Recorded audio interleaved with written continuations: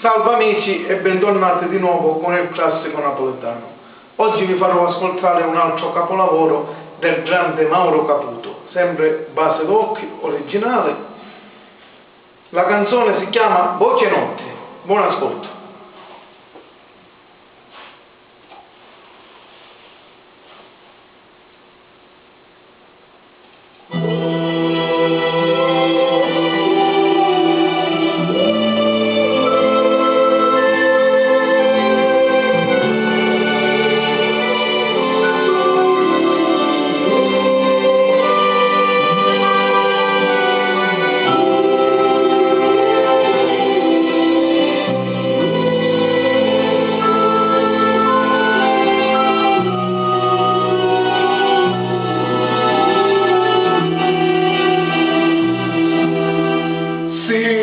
Sta voce dolce d'inganno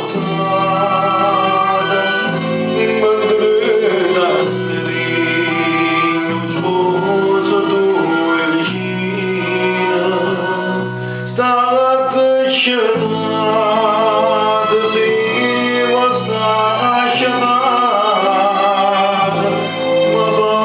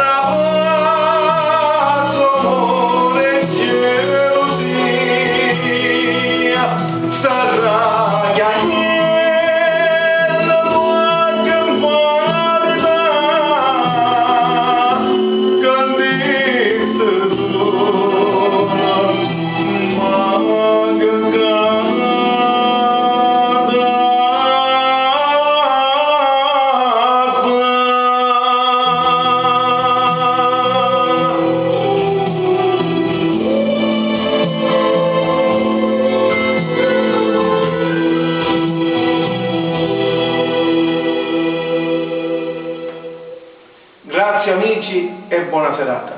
Ci risentiremo alle nuove sorprese. Arrivederci.